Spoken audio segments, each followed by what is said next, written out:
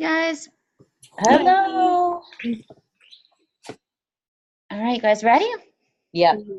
All right. So anybody that was at the WebEx, I know Josephine and others, we talked about advocacy, and basically everyone kind of gave their different opinions on it. And kind of the bottom line was that, as we all agree, it has to be something you're passionate about or something that you value. And obviously it works better if there is, kind of safety in numbers, more people kind of supporting it. So that's what we are here for. So what are some things that you would like to be an advocate for? Well, I guess, ultimately we're advocating for the best interests of the gifted students. So pretty much anything having to do with meeting their needs would benefit them. Personally at my school, I think that really the teachers and administrators, as well as even the counselors, should have some kind of knowledge as to how to meet their needs. So, that would be something I would be more, most passionate about at my school, is for them to gain the knowledge of, what gifted students need, maybe looking for signs of underachievement, or are we meeting the needs of the different populations, that, things like that. Okay.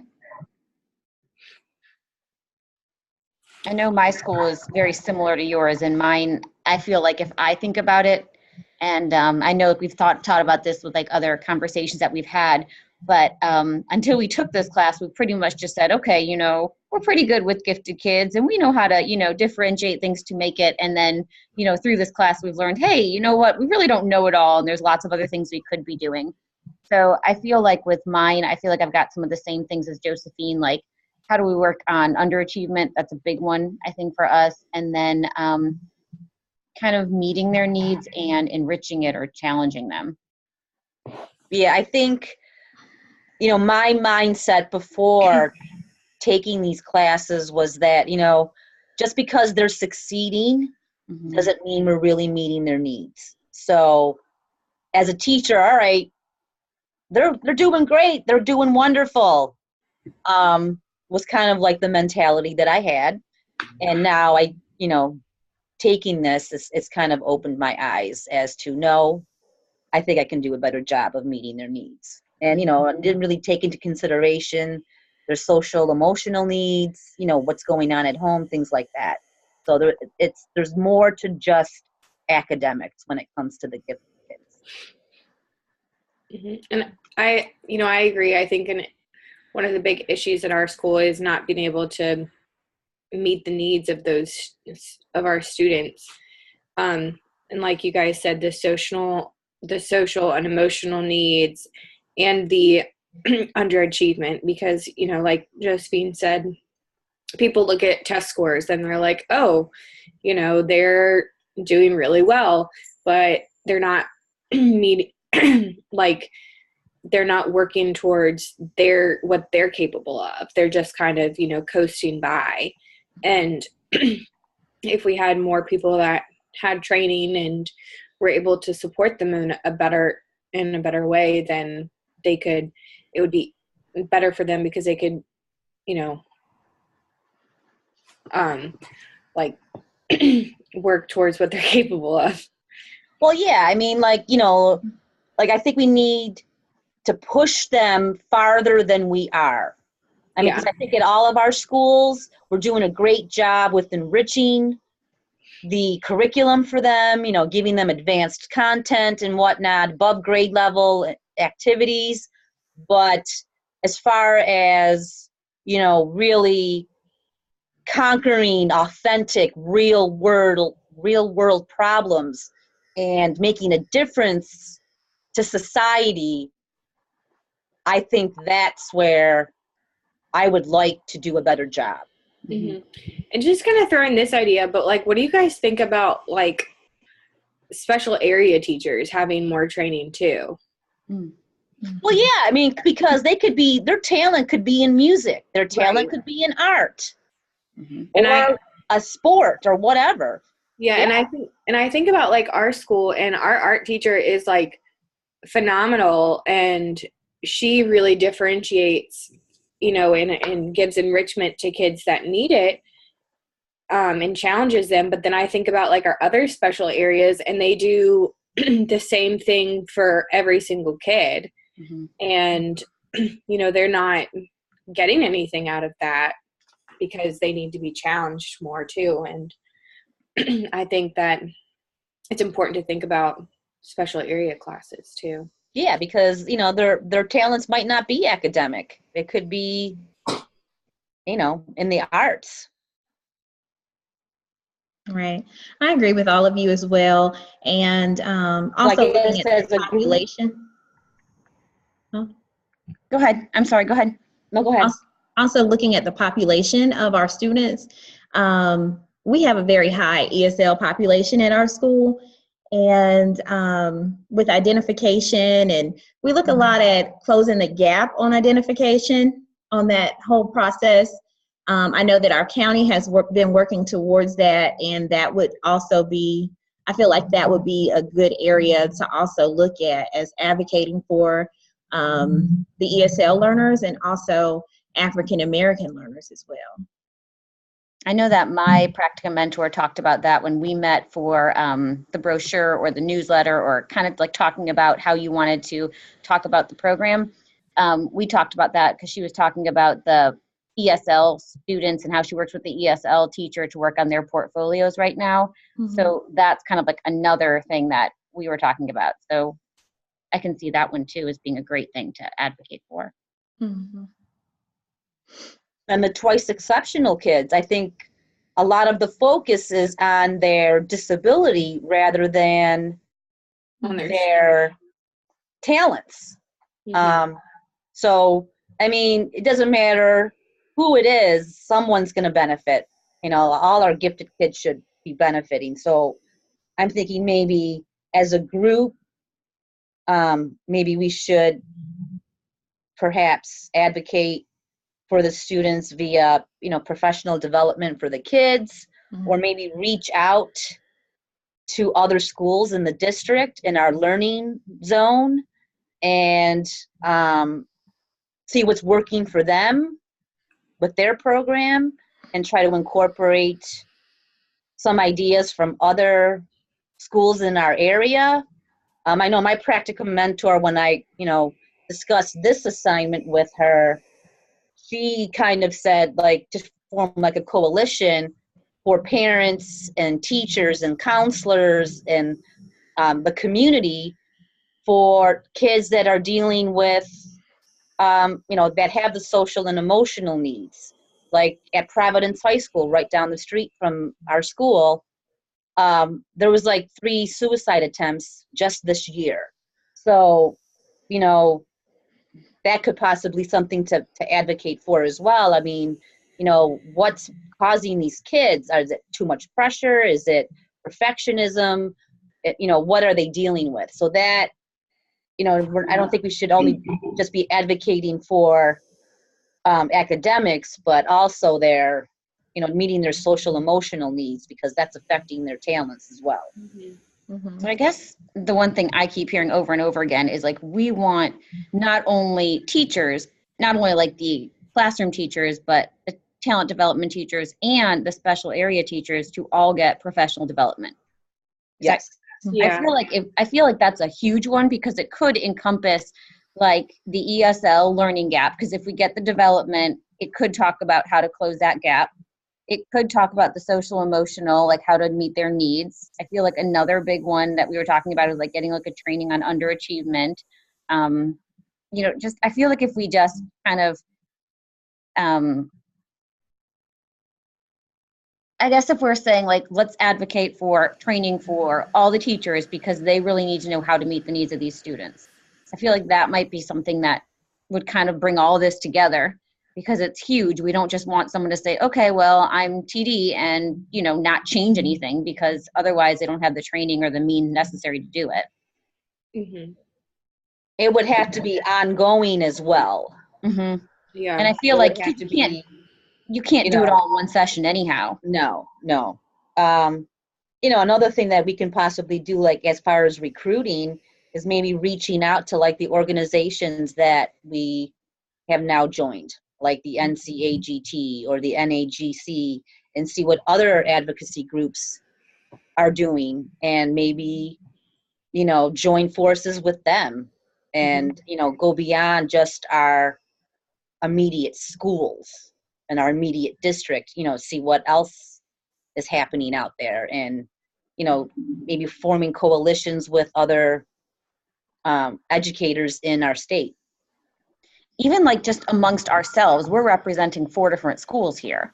Right. So we could, if we're advocating for professional development within our schools, each of us could do, different kind of parent meeting, family type night. But then getting all of our schools to kind of communicate that together, we are kind of getting some of CMS, or if we want to branch out further, we've got other people within our class that we could reach out to too, like another PLC or something. And then there's 3 or 4 other schools that are all, possibly within CMS or close by, and we can get other ideas too.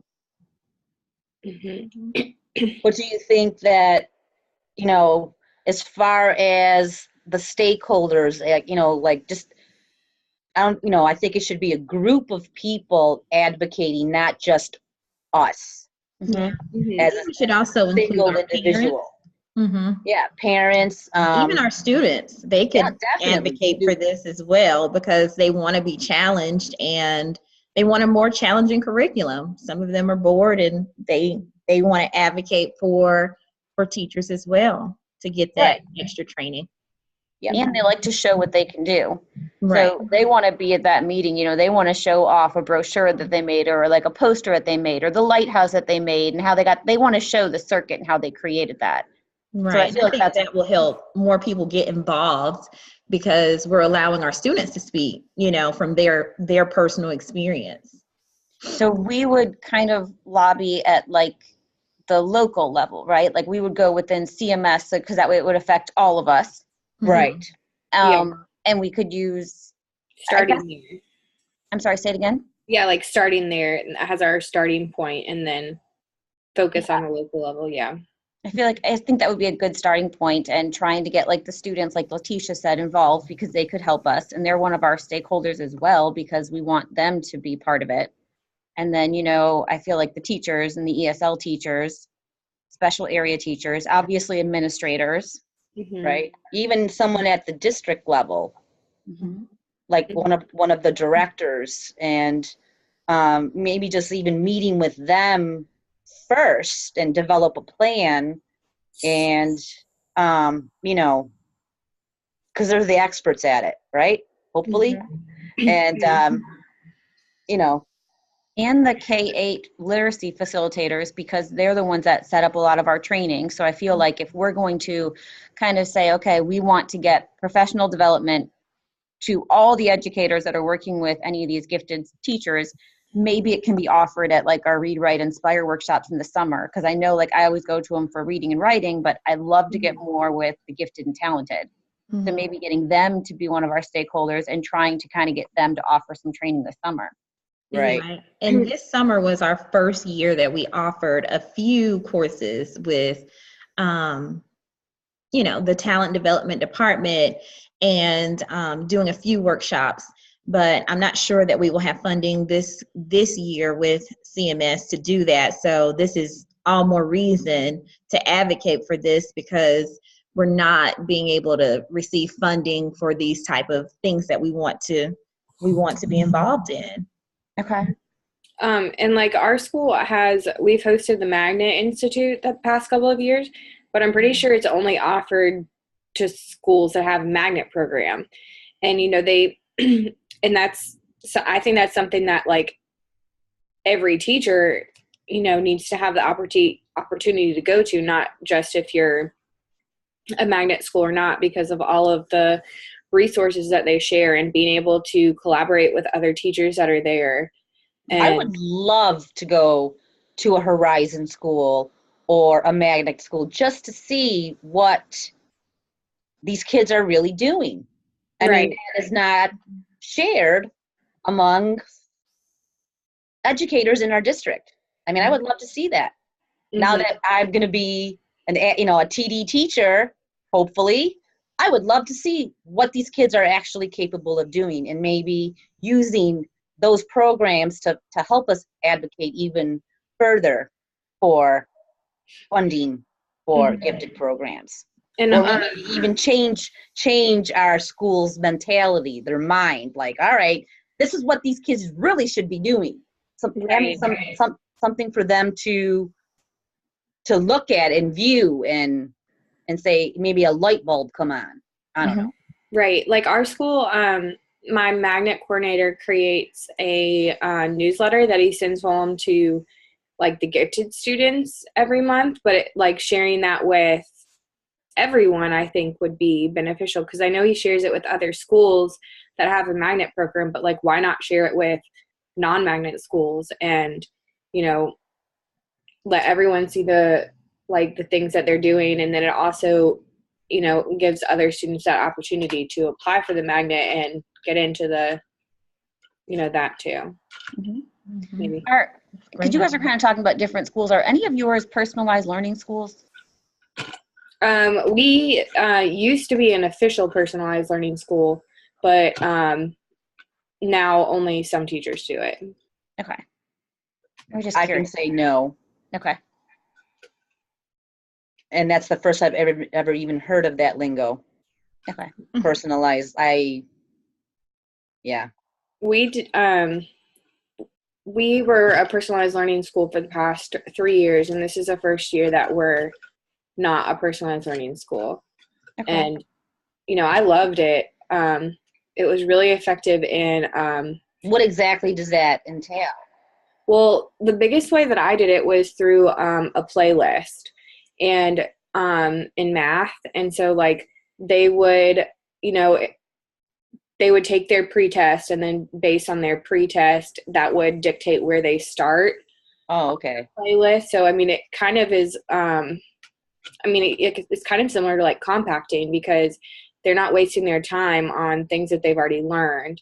I guess the only difference, the big difference is like they still sat through the mini lesson,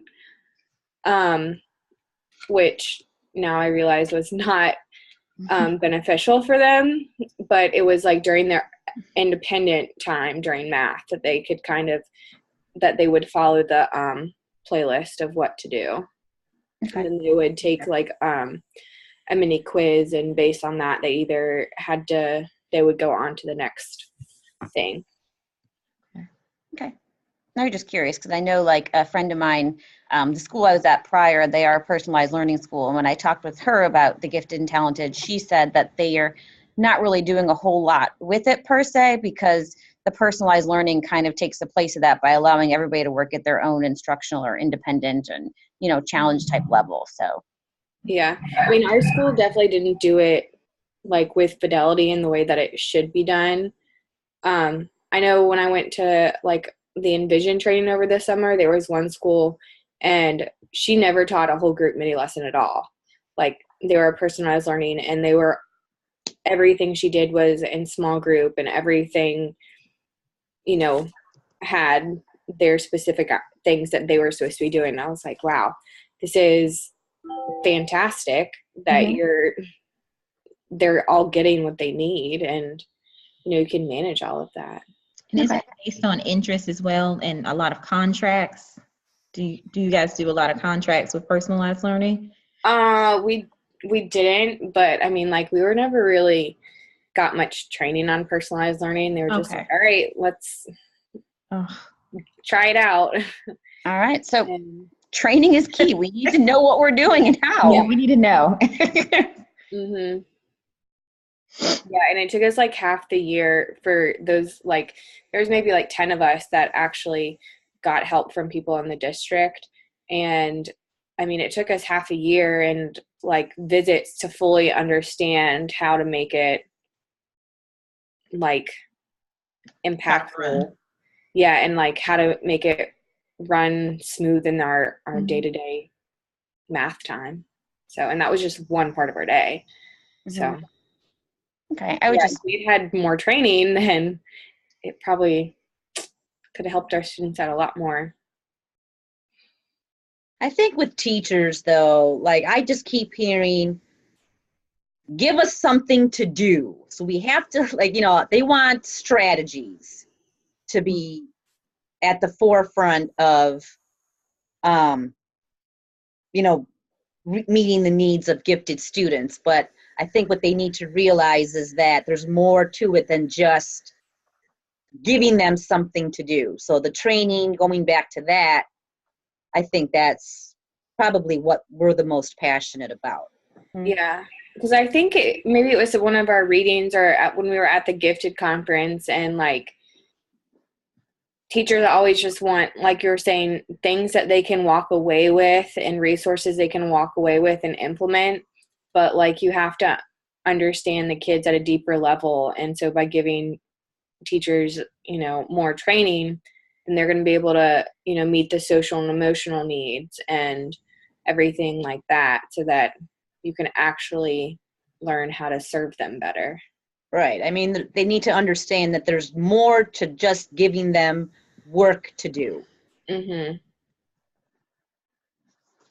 Correct. And I know like right now, basically people can just go and take a praxis and be like, okay, I'm ready to teach gifted and talented by just going in and taking a test and not doing any of the training that we are currently doing to learn, what makes up, what is this well-rounded person in front of me? What do I need to know about them? What are they really great at? What are some weaknesses? What are some apprehensions that they have?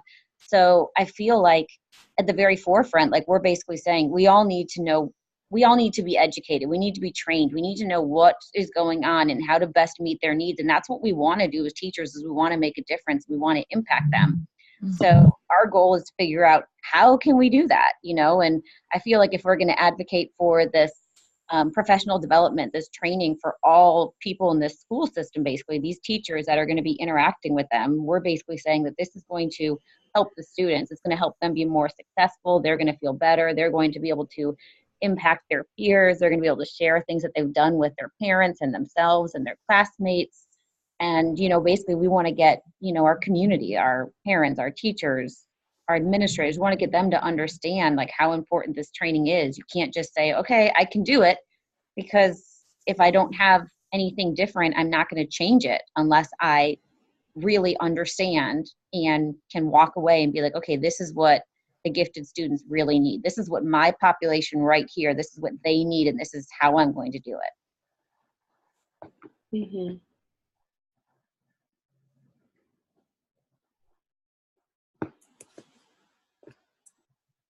So as far as, recruiting for our passion, I mean, we can reach out to the PTA to get parents involved.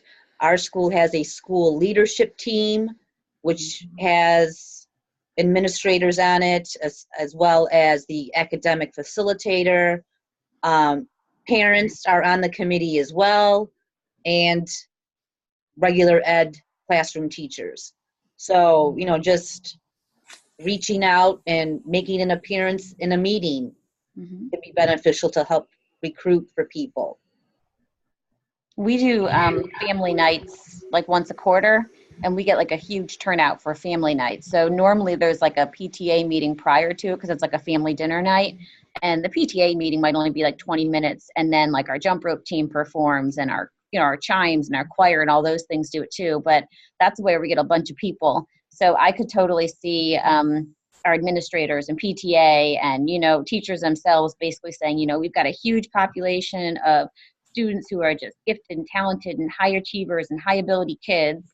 And we want to basically show you how important it is for teachers to be educated and trained to be able to help your students kind of be more successful. And then we normally take those notes or brochures or PowerPoints and kind of share them onto our school website. So that would be a great way of getting people involved, because they're already there at school and they're going to want to do what's best for their children anyhow. Mm-hmm. So I kind of like the face-to-face thing of getting people involved too. Mm-hmm. I think it's really important that we need to like hammer into their heads that, these kids are our future. Okay. They're going to be our problem solvers. They're going to be our politicians. They're going to be our lawyers. They're going to be the ones like, contributing to our economy. When I retire, these kids are going to be in the workforce. Mm-hmm. They're going to be the mechanics, and they're going to be the ones that are making the computers. They're going to be doing things with their hands because they're just able to kind of do things, and they're able to make sense of it. Yeah. So I guess, we really, we need to make them understand that, these kids are just not gifted just to get good grades, that, they are our future. They are our problem solvers. They're the ones that, we need to invest more time in, because, I just don't, having those authentic learning for them is going to be beneficial for them, because, you don't, at an elementary age is where you want to catch them, because you don't want those behaviors to manifest, and then those kids are totally turned off to going to school by the time they reach middle school. Mm-hmm. So I think, educating our population, our parents, our teachers, to get them to understand, this is really important, because it's a wasted resource if we're not meeting their needs. Yeah, and I agree with you, Josephine. And looking back at getting our stakeholders involved, I know that this is a day and age for social media and Facebook and Twitter. Even when we were at the conference, they were saying tweet what we're doing and tell more people about us. So I think those are great ways to get our parents involved as well when having these meetings as well. And something that my school does a lot too, and I'm sure a bunch of other schools, your schools do it too, is Connect Ed messages. And we probably have them, I don't know, at least once a week.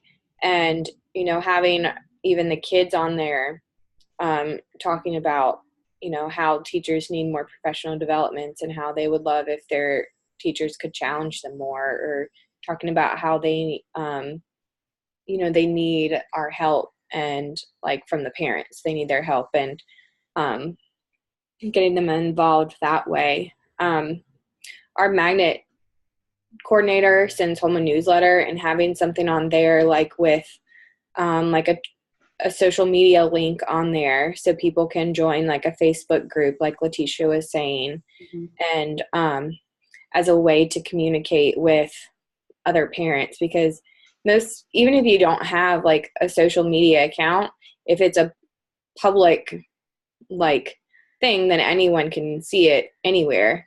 So I don't know what most schools would do with, if they would keep it private to anyone who had the link, or if it would just be a public thing. But that would be, like Letitia was saying, a very easy way to get lots of people and parents and other people in the community involved through social media.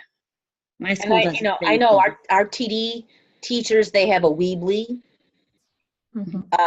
And our school also has a Facebook page, as well as a website. So just, using those outlets to get our message across would also, spread the word, or get the word out. And it would be something that would continue all year long, because we'd want to have different trainings to really get the best we can. And I think the parents would be huge supporters of it, because if they only feel like the talent development teachers are the ones getting trained, and they're only going to see them, 40 minutes twice a week, do you only want them to get 80 minutes of it, or do you want them to get it all day long every day? And the only way they're going to get more of it is if people working with their children are also trained, and that they have the resources and they understand the developmental needs of those children. The bright child who's 6 is still going to have the same needs as a 6-year-old, but maybe they're functioning at a totally different social level. So we need to be able to understand that and figure out how to help him or her navigate. And getting parents to contribute what they think we need professional developments on, because they know their children better than anyone else. And, if they're well, my child really needs this, and they can voice that opinion and be we should give these teachers this training and this professional development because this is what we're seeing in, my child, or I'm seeing that their social emotional needs are what needs more support, then give teachers that training. And, if they have a special talent and, a lot of teachers don't have the training to support that, then they can be like, well, they need trainings in this. And that's, getting them to be able to voice what they want. Teachers have professional developments too, I think is important. I know at the younger age, and I'm sure Letitia can kind of go with it, is that the parents are really, really concerned with the social needs of their students. They are their children. They want to make sure that their kids have friends and that they can interact with other people and share ideas and be themselves. So I know that's huge because they're like, I know that they're going to do fine eventually, but do they have friends and how are they doing? And, do they cry at the drop of a hat or do they persevere? Like that's what a lot of my parents are really concerned about. And I feel like if we work on it when they're younger, maybe the self-esteem would be a little bit higher. Like we want to work on those needs now because as Josephine said, there were so many suicide attempts. Like what do we need to do to help those students? Like we're obviously missing a piece if students down the road aren't getting their needs met and they can't come and talk to us and we're not doing what they need. Yeah. Right. And they don't have the coping skills. And another thing with that would be the identification of gifted students. Like if you don't have that training and this student is not collaborating with the class, and maybe it's because they're bored and because they already know all of those skills that you're teaching, but if you don't know how to look for that, it may look more like a behavioral kind of thing versus, Guilty. Versus, So, I mean, with this training, we've learned a lot more about identification. And I mean, just with that alone, teachers would really benefit, Everything isn't always behavior, Yeah. And you guys bring up, like a really good point that I didn't really think about till now.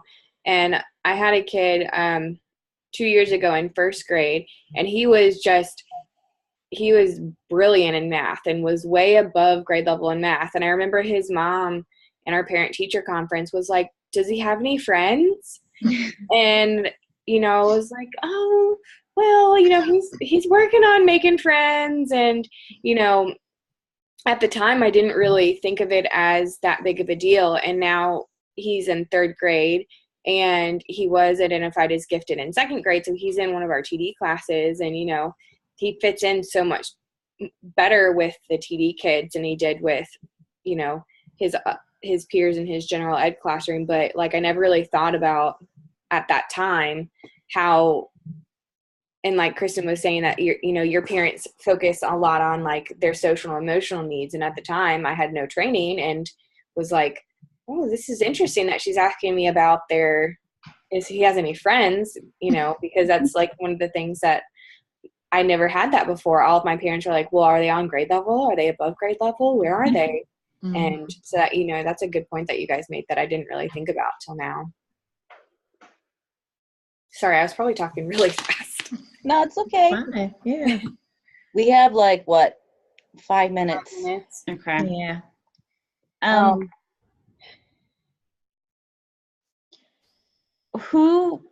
We know what stakeholders we'd want to have with us. Are there any groups that you think we could get involved that would also kind of advocate with us for training, and the needs of this, like the kids?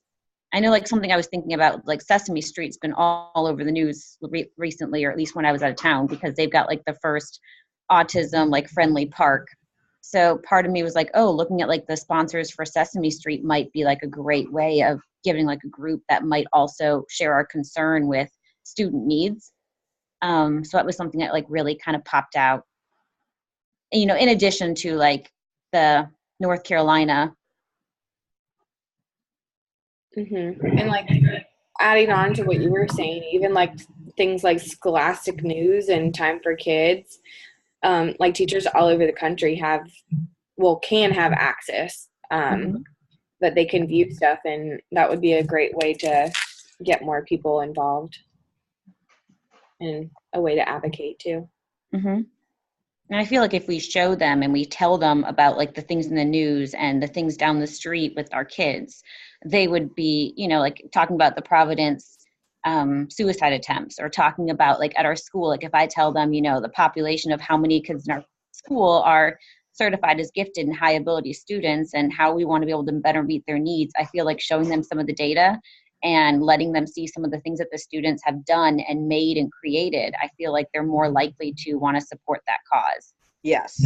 And they're going to want to see the ongoing training so they know that it's been successful, and I think they'll be able to see it. Yeah, I don't, and like I was saying before, I don't see why we couldn't like reach out to our magnet schools in our district already to see what these, to see what the potential of what these kids can really do, and bring that into our local area as well. I mean, because CMS is such a huge district, and we really don't know what's going on at other at different schools, even at the middle school and high school level. What are they doing? I think reaching out to like our district coordinators and maybe just working with them to get the word out as well. Use what we have as far as spreading the word, and and making them aware that gifted students have needs as well. I think right now I had mentioned also that like the main focus is on that No Child Left Behind Act, and a lot of that is just bringing the kids who aren't meeting status quo up to a certain level, but trying to get that same kind of benefit for gifted kids ultimately will benefit everyone. And I think if teachers also wrote, I know we talked about like how kids could advocate too, but like in ways that they could do it. But teachers could write like impact letters. Teachers that have had professional developments and trainings, and be like, I received this professional training, and this is how it's impacted my kids, and show pictures and stuff. And that could easily be posted on, Twitter, on our school's websites, on, our CMS page. It could be, emailed anywhere. That kind of reminds me of the article that we read, I think at the start of this class now. I'm not quite sure. I feel like I'm getting them mixed up. But it was about the teachers with training versus the untrained teacher. Yeah. So as soon as you said that, it made me think like that's a data point, and it's also like something that you can show like, hey, looking at these schools and how this worked, I mean, you could do that. I mean, we can even look at our schools right now with us getting this training. If you compare me with the training to the teacher across the hall who doesn't, I mean, we can show different things that we're doing and not doing because of what we know or don't know.